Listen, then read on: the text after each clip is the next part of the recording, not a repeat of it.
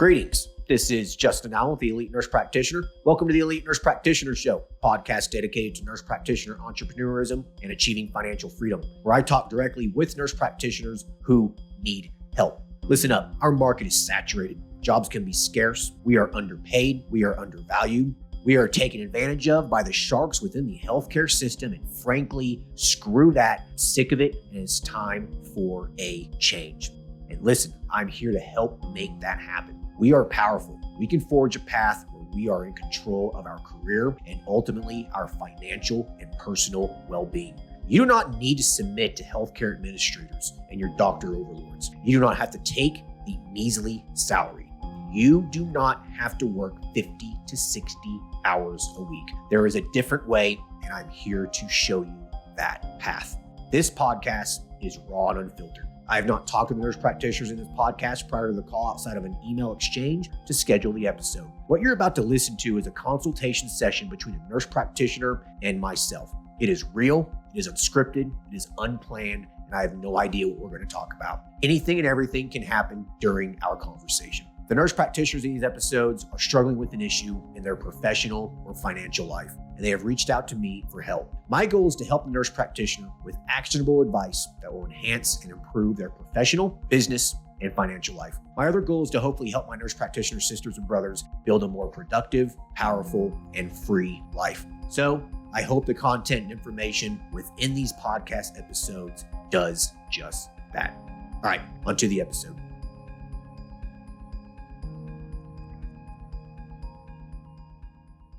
Hello, everyone. Today we'll be talking to Michael, who is an adult nurse practitioner. Currently, he is not working, as a week ago, he left his job doing assisted living rotations.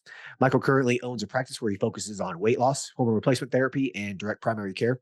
He started this 3 months ago and states it has been slow as he has not been dedicating enough time to it as he was working. But since he isn't working now, he wants to dive into the business full time. Hey, Michael, how are you? Good. Thank you, Justin. How are you? Yeah. I'm good, man. Thanks for hopping on here and, basically sharing with us, what your issues are and kind of what you've been doing. So with that said, just tell us a little bit about yourself as a nurse practitioner. What kind of things have you been doing? And yeah. Sure.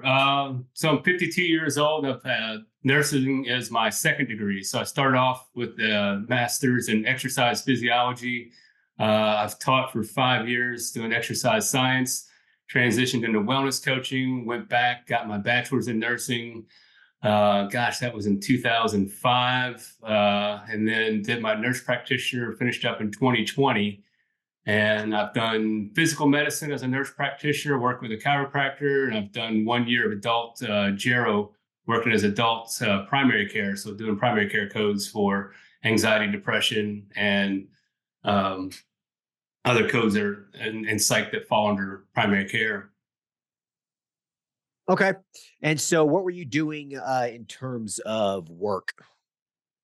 Just like recently, I know you were working at this assisted living facility. So tell us a little bit about kind of what happened there. Gotcha. Adult gero psych. So we were managing psych behaviors around dementia, Alzheimer's, anxiety, depression, insomnia were our main diagnosis codes. Just doing that 1099. It was nice little gig. We'd share 50% of the net. So it wasn't a bad little contract to have to cut your teeth, get your feet wet. But with my background in wellness coaching and so many people that need weight loss, and with the weight loss medications, that just really grabbed my attention and started the side hustle and love working with the people I work with. And I've done wellness coaching, weight loss programs and stuff for 5 years, and was just looking to do it as a provider rather than just a coach. Yeah. Okay. And so you started this practice 3 months ago where you're doing kind of just some weight loss and direct primary care, some hormone replacement therapy. So tell us a little bit about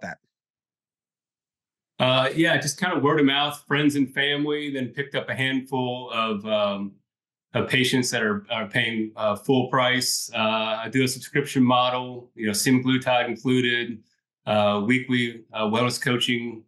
And I've got an HRT, but I have no HRT patients. I've done the training. I'm on HRT myself.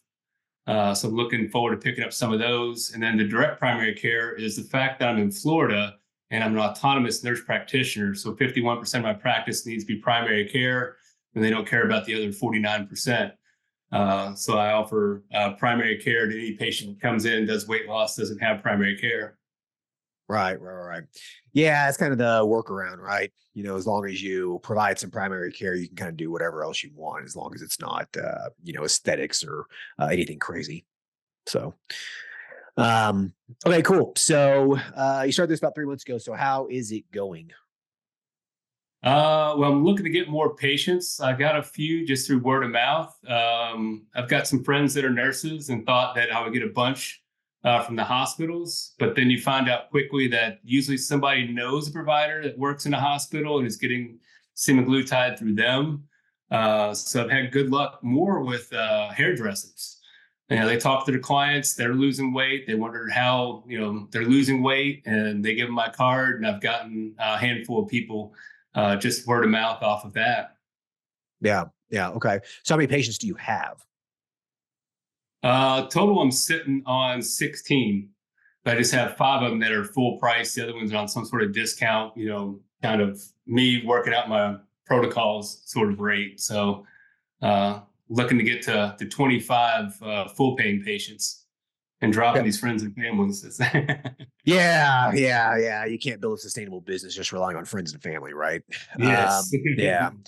I mean, you can make some nice side money, but you can't really have a full-fledged business doing that. So you left your job and now you have the time really to dedicate more towards the business. Um, so are you wanting to just like dive into this, full time right now, or are you wanting to also work part time a little bit? What's kind of going through your head? Well, I can look for a part-time job, but I know that hopefully in 3 months, that I would want to quit it. So I'd rather just jump in this full-time. I've got a lease and I got a place, started brick and mortar in Punta Gorda, Florida. So it's a small market. I think the average age, it seems like it's 70 years old up there. Yeah. So and I've seen a couple other practices that jumped up in that area and then failed. So I'm a little concerned about that. But one was an orthopedic surgeon, so I imagine he made a lot more money in the OR than running he was a bodybuilder that was interested in hormone replacement therapy, and he's been in and out. And then there's a lot of corporate competition, so that's what my education right now is telling them, I am the provider, I'm not a salesperson, and really trying to push that. And I also do one price. So from start to end, I don't up it. The medication's included. So I can't advertise, get you started for $100 a month. But once I get somebody in front of me and they start to understand that, the people I have are absolutely thrilled and wouldn't leave me for anything. Yeah. So what are you wanting to do in terms of growth? So, it sounds like there were some people who uh, started their own thing there, didn't really do well, but just because they didn't do well doesn't mean you're not, that you're not going to. So I wouldn't worry too much about that. I'm familiar with that area. I actually practiced in Port Charlotte for a little while.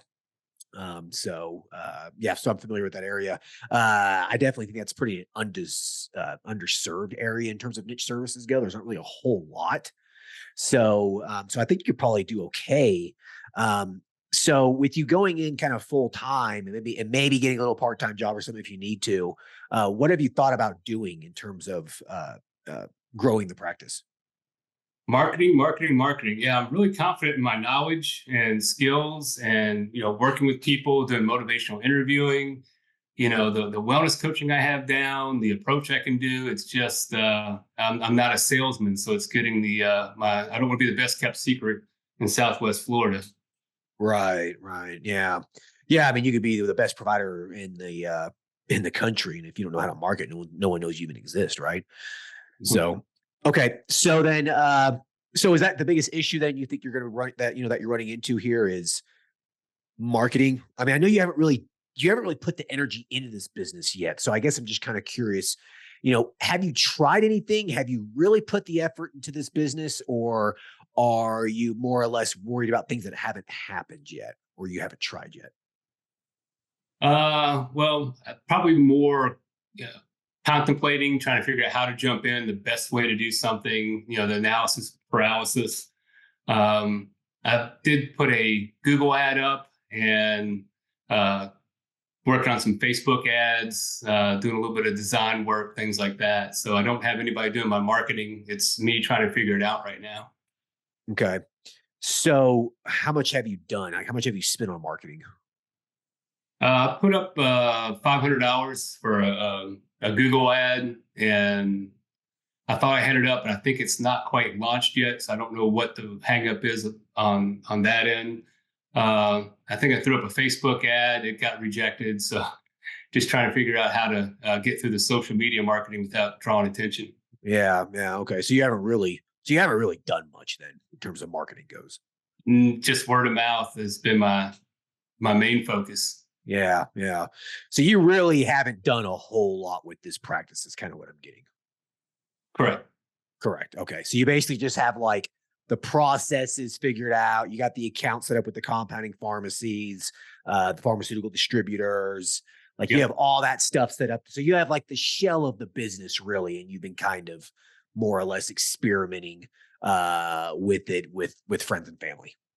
Yep. I got OptiMantra. I'm using eScripts through them. Use Access Medical Labs. Hallandale's doing a great job with me. I've signed on a couple other compounding pharmacies, but I haven't had to use anybody but Hallandale at the moment.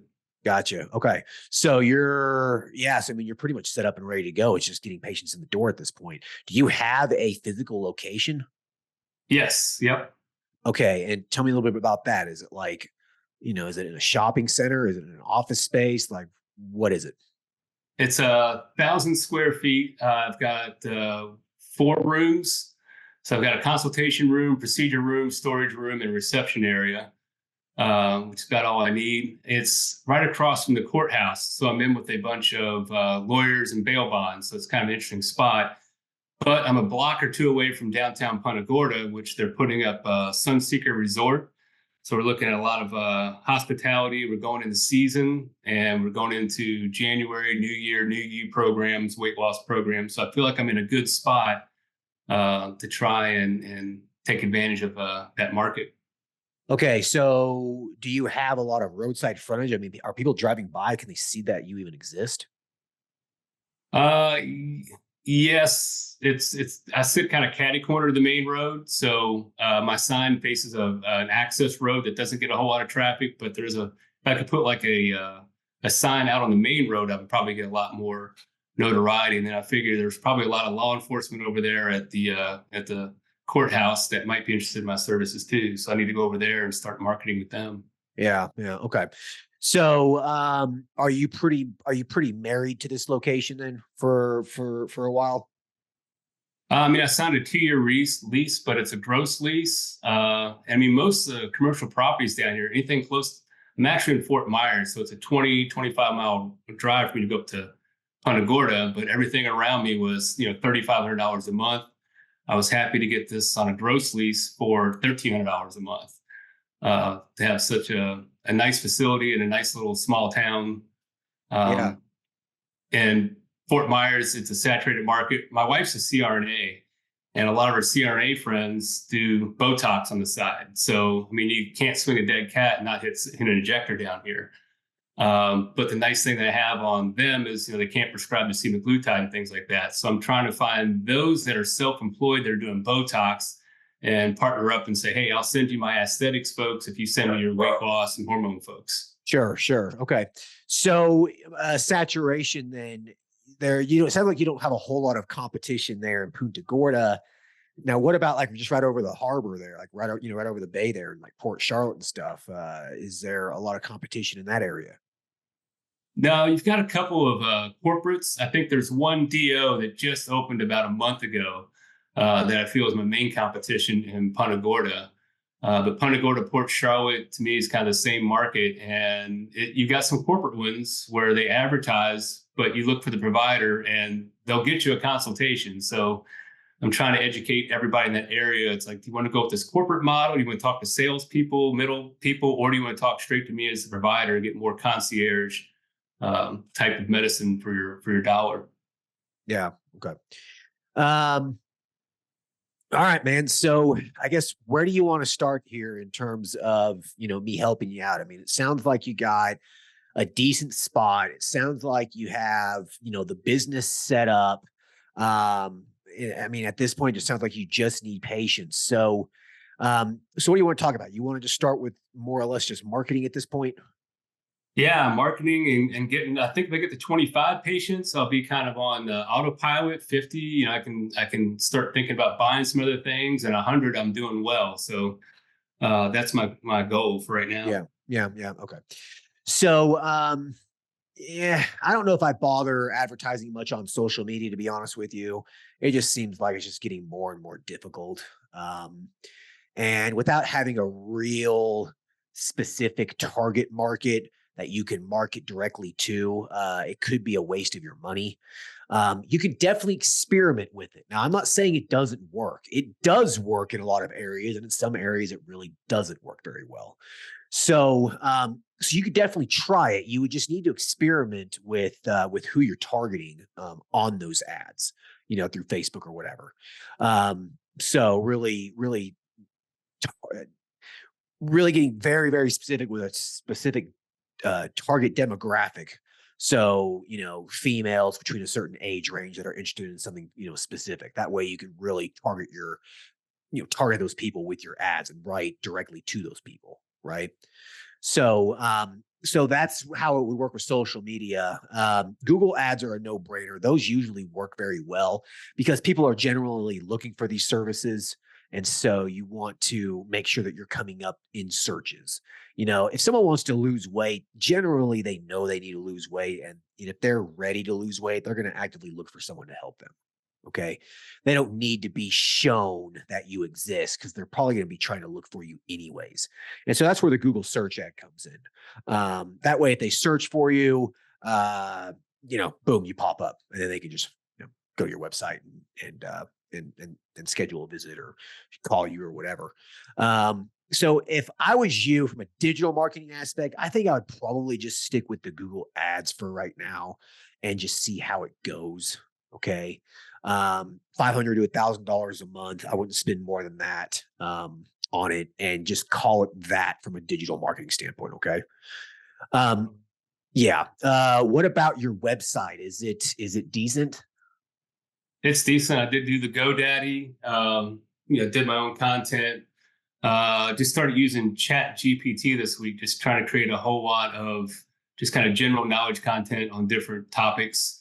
And want to add that to my website, probably throw it in the blog area, just kind of, frequently asked questions and what's this, what's that, and what's PRP. I do joint injections. I did physical medicine, so I feel comfortable with those. Just trying to generate a lot of content to put onto my website. Yeah. Okay.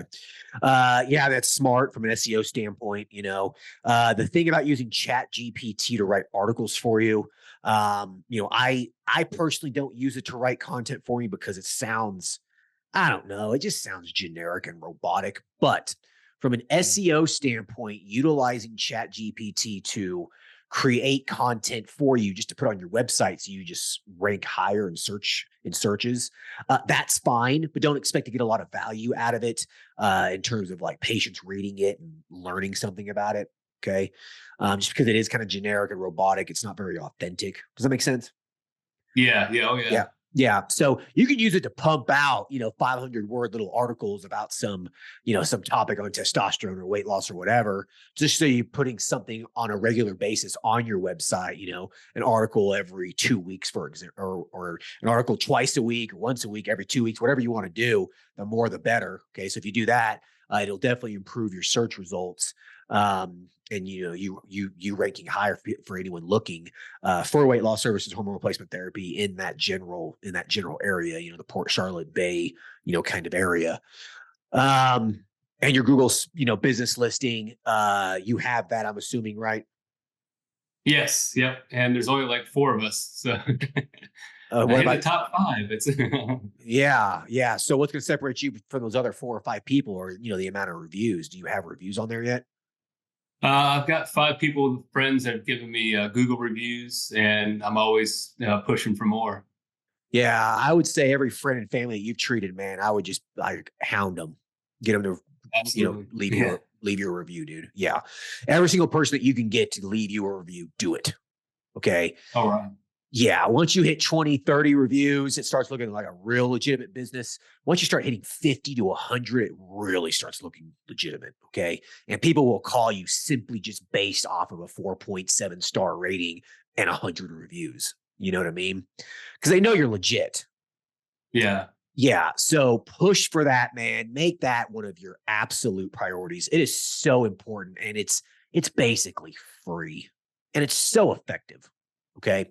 So make that a priority. All right. All right. It'll separate you from everyone else in that area.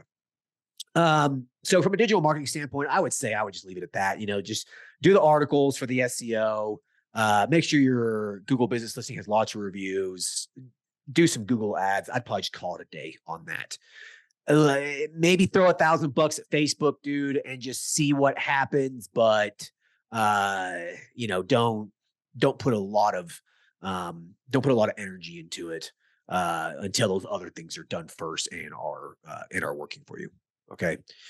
Now, I know that area has a couple real large interstates and, main streets. And a billboard on something that's really high traffic might work very well in an area like that.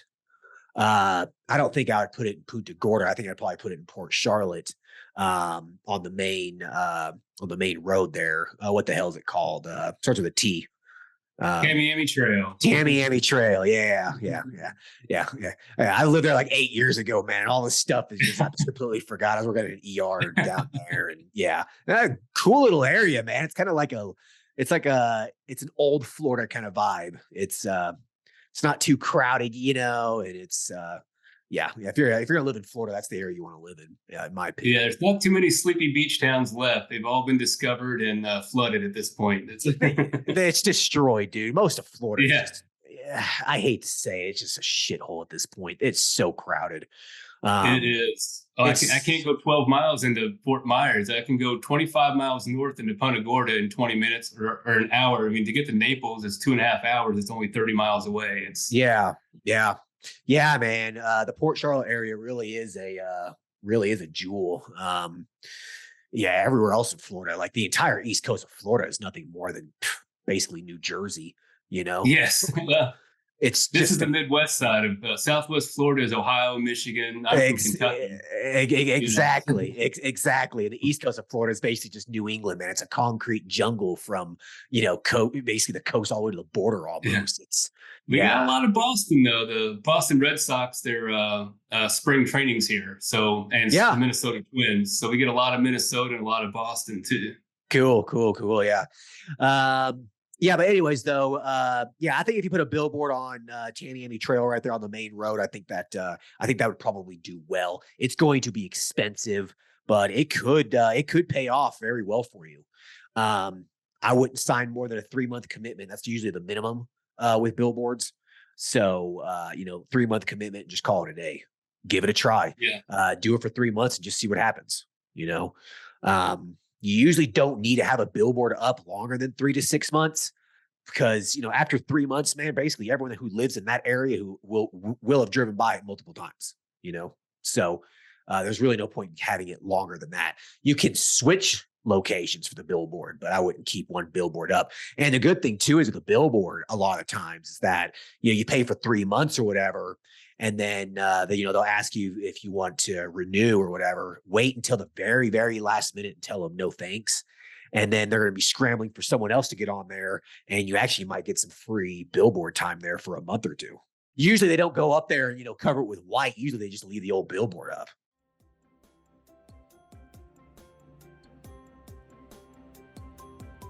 All right. I hope everyone's enjoying the episode so far. I just wanted to take a quick break to thank everyone listening and also give a big thank you to all of my social media followers and email subscribers. If you haven't done so yet, please subscribe to our email list at www.elitenp.com and make sure to follow us on Facebook, Instagram, and LinkedIn. Email subscribers will receive updates on new weekly podcast episodes, multiple weekly articles we publish, new courses, and everything else related to helping you succeed. Remember, all Elite Nurse Practitioner courses are designed to help you build a niche practice, increase your financial strength, and to break free from the rat race. If I can break free and then other countless nurse practitioners can break free, then so can you. Additionally, please share this podcast with your other nurse practitioner sisters and brothers out there. The more NPs that venture out on their own, the stronger our profession will become. Now, let's get back to the episode.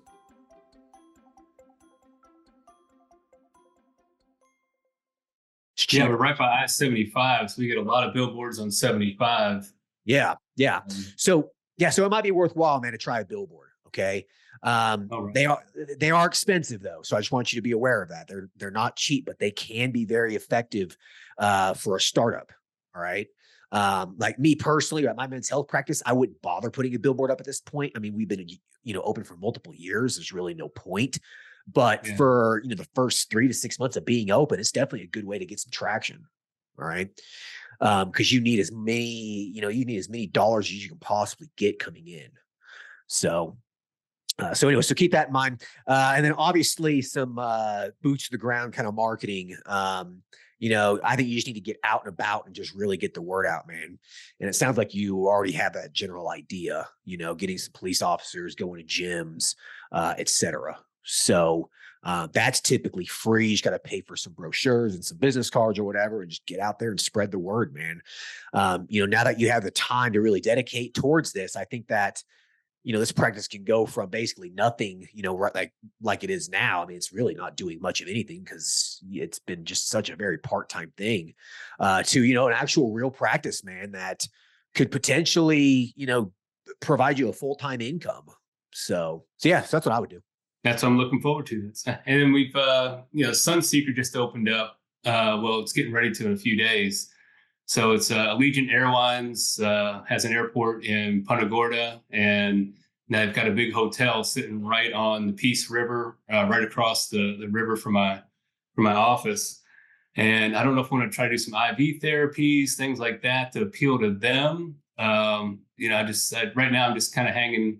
I kind of like the age management medicine, given my exercise phys background, lifestyle modifications, things like that. I feel very confident talking about nutrition, exercise, then managing their medications.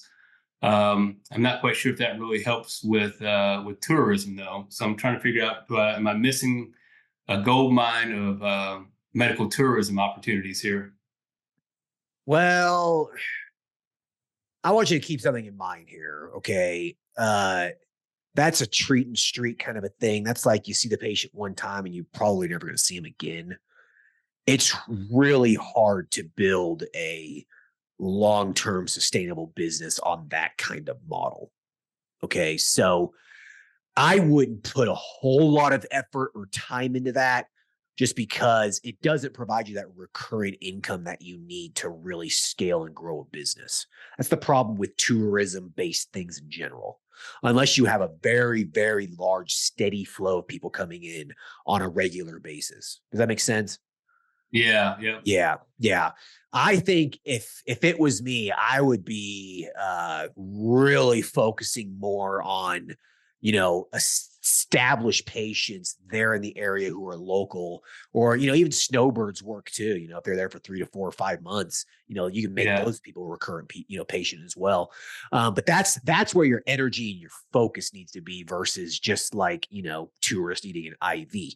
Now, with that said, you can make a few extra $1,000s a month, maybe even more, off of that kind of service. So, I mean, it can work, but just don't let it become your focus. Yeah. I really like the medical weight loss. Again, that's my wheelhouse. Exactly. That's what so utilize what you know. Yeah. The thing about medical weight loss too is it's not as recurrent as hormone replacement therapy. I mean, for hormone replacement therapy, those patients usually are going to be patients with you for a very long time, right?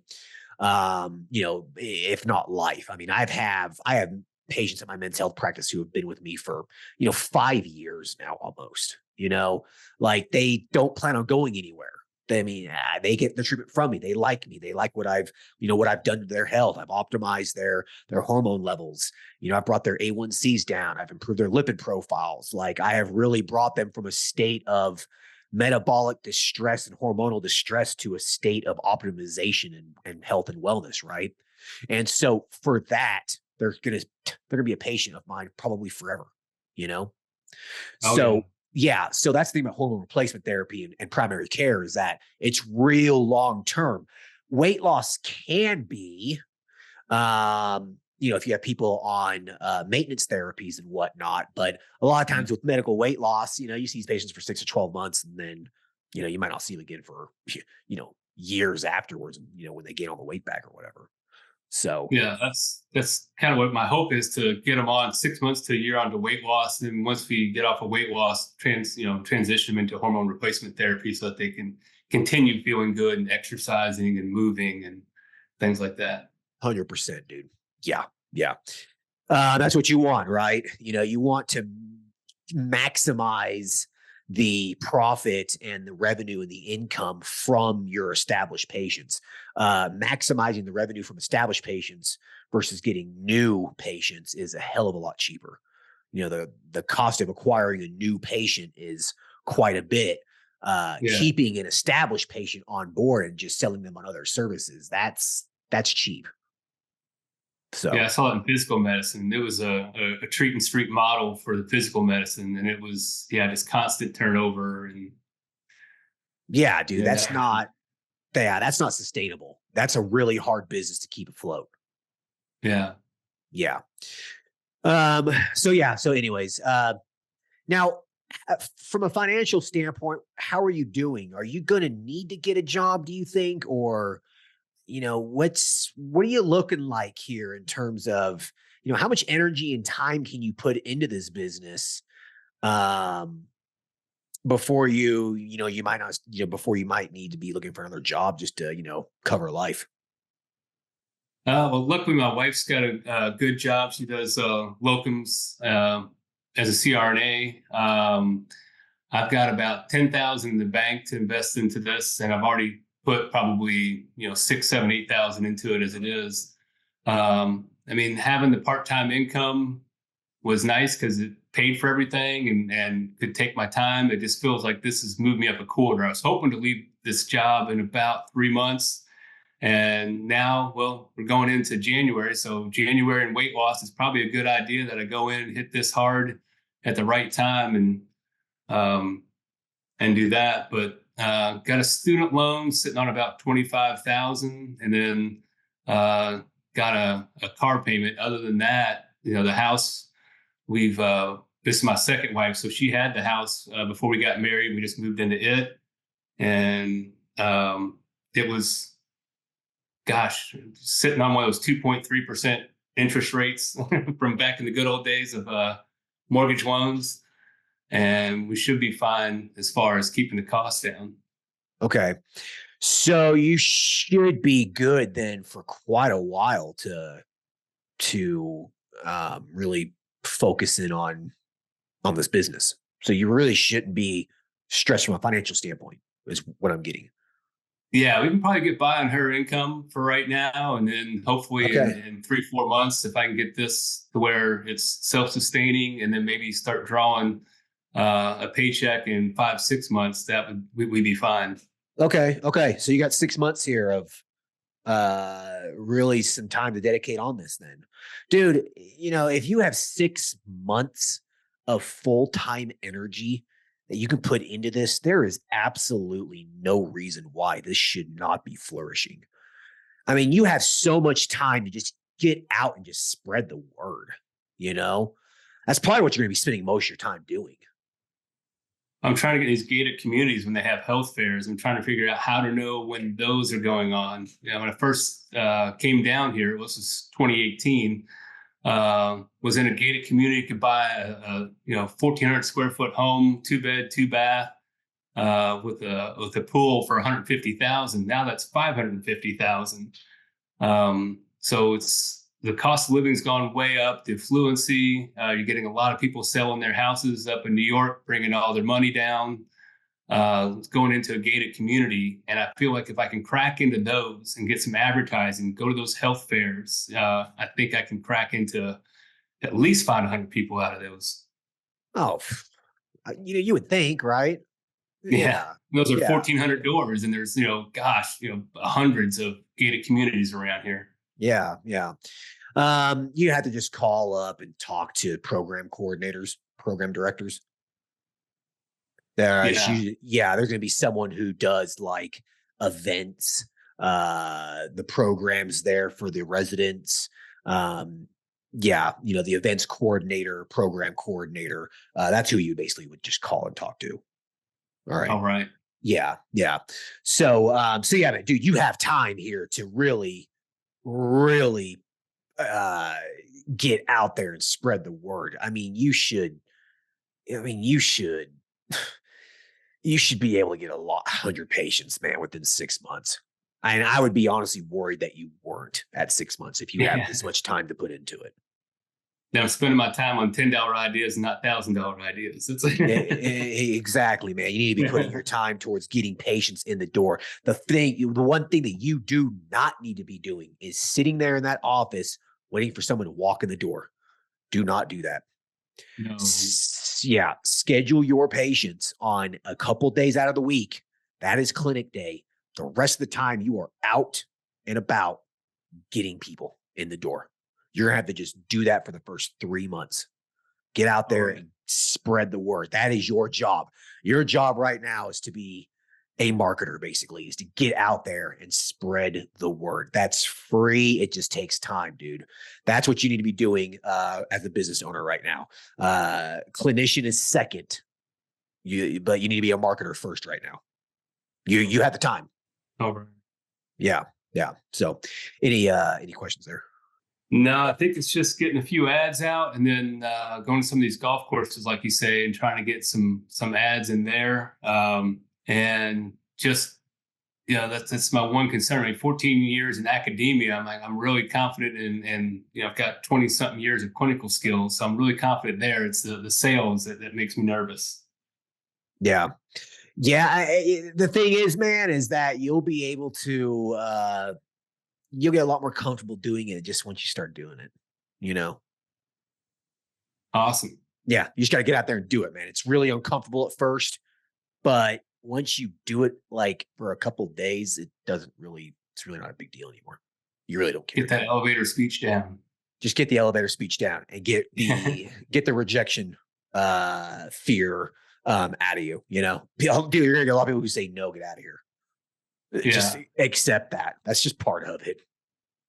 Oh yeah. You got to get your name in front of somebody 20 times. You have to see an ad or something before they actually come to you. So it's just exactly, dude. You're gonna get that discipline. Exactly. You're gonna get 10 no's and 1 yes. For every 1 yes, it's gonna be 10 no's. Just put that in your head, man.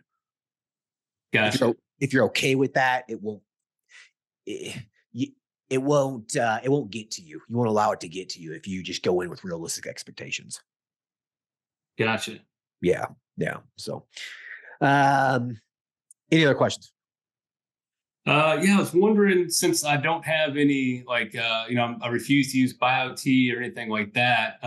Where would I get some like marketing posters and things like that? Since I don't use something like that, where they offer you a whole lot of marketing materials.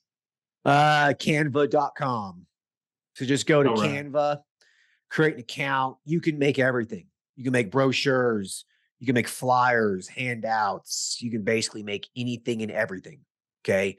The images are stock images. You can go to Google and find images of certain things. Like, you have to just make this yourself. You have the time.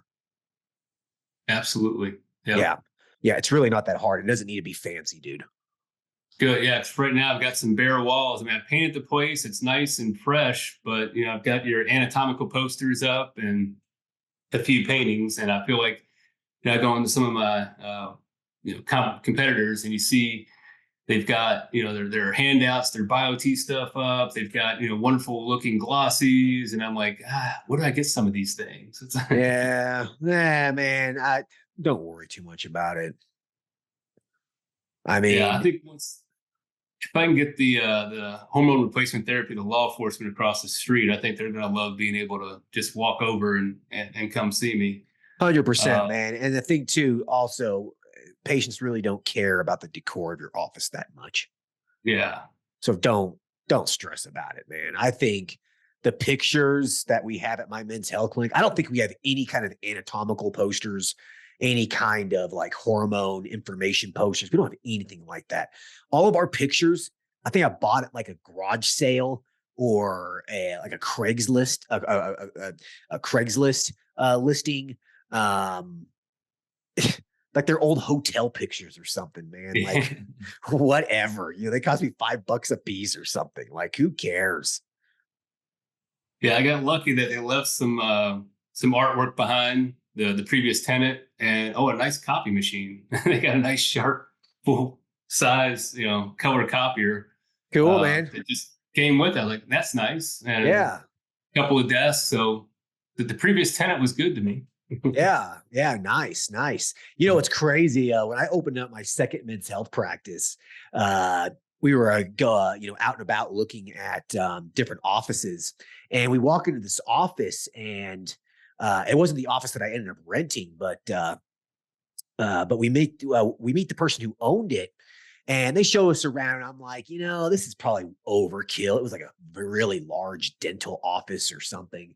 And we were walking around, and the landlord, the guy who owned it, we were walking around. I was like, to be honest with you, this is overkill. He's like, don't worry, but I got something smaller. I ended up going with another office that he owned. But in that office there, the previous tenants left this like exam table. And I'm talking about a really nice exam table, man. Like a $3,000 exam. They just left it there. And I'm just like, it was like one of the only things in there. Like they just left it in this room. And I asked the landlord, I was like, what are you going to do with that? He's like, I don't know, you want it? I was like, damn right I want it. Load in the back of the truck. Like, it amazes me. People leave this stuff behind. Like it just blows my mind, Out of sight, out of mind, I guess. Yeah. Speaking of exam tables, massage tables work great. Just FYI, cheap. That's what I have. I did massage therapy back in 1995. I still had a massage table from that, so that's my exam table right now. It's my old massage table. It works. They're $500. They're pretty good quality too. Like they work just fine. Oh yeah. Well, anyways, do you have any other questions or anything else you want to talk about? No, I think that's it. I just got to get busy getting my name out there. I don't want to be the best kept secret down here. So yeah, man. Yeah. Listen, you got the time, dude. You have one of the rare assets that a lot of people listening to this don't have. And that's time, Yeah. The wife's kids are all grown. So yeah, no kids, just a couple dogs and, just working around tea times. Yeah, there you go, man. Right. So yeah, you have the time, dude. If you put that time and energy into this, dude, there's no question in my mind that it will grow, and it'll grow really quick. So, well, anyways, I like to end the episode with you asking me a question. Do you have any questions for me? Personal question, curiosity, anything like that? Yeah. I think you're more of an outdoor sportsman. Are you a team sports guy? You got any favorite, football, basketball, any team sports? Not really, man, to be honest with you. I used to watch football and baseball quite a bit. But I don't know what happened, like just in the last 10 years, going to school and college and starting businesses. And it just I don't know, my interest kind of fell for it. It just fell off. So like now I watch a little bit more, I watch some golf here and there. I've always been a fan of the PGA Tour, and I play golf myself. I got back into it recently. So yeah, no, not really, unfortunately. Yeah, just played 18 holes this morning in 30-mile-an-hour winds. It was. Oh, that's always fun. I mean, it's funny that you brought that up. I actually played this weekend, and it was like 30, 35-mile-an-hour wind gusts. A cold front came through, so it was like 45, 50 degrees outside. It was awful. So, yeah, I shot a horrible score. Like even like the putts were like moving from the wind. Like, if that's happening. Oh, yeah. If that's happening, it's gonna be pretty hard to, to shoot a good score. So, yeah. Oh, one of mine rode uphill today. I couldn't believe it. I'm expecting to break left, and the wind blew it up the hill. Hey, yeah. Was that a good problem or a bad one? It was a bad problem. It was a bad problem. Okay. All right. Well, cool. Anyways, well, listen, I hope this helped. And, if you want to give us an update 6 months from now, you got my email. Let me know. I would love to. I appreciate it. All right. Cool. All right. Good luck, man. Thanks. All right. Thanks. Bye.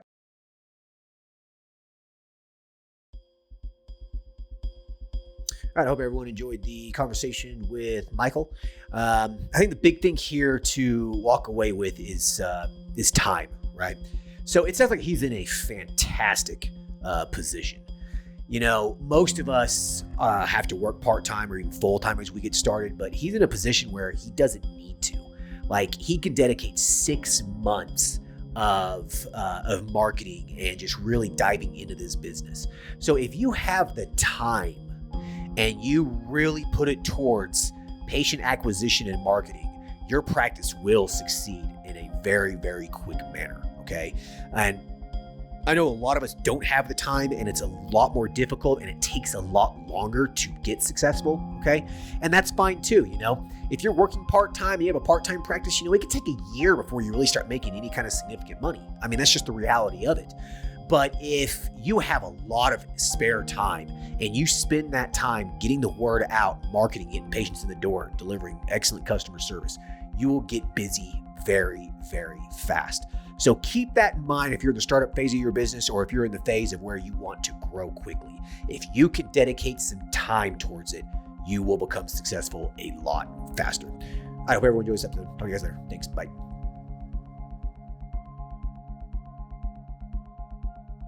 Thank you for listening to the show. Quick legal disclaimer. The content of this podcast is meant for informational and entertainment purposes only and should not be used as legal, financial, medical, regulatory, or practice-specific advice. For information pertaining to your specific legal, financial, medical, or practice-specific needs, please be sure to consult with your lawyer, CPA, medical director, and or your state's practice laws and the most up-to-date clinical guidelines. As always, do your due diligence when it comes to any information found online and in podcasts. The content in this podcast is copyrighted by Galaxy Medical Southwest 2023 and cannot be duplicated, rebroadcasted, or reproduced without our written permission.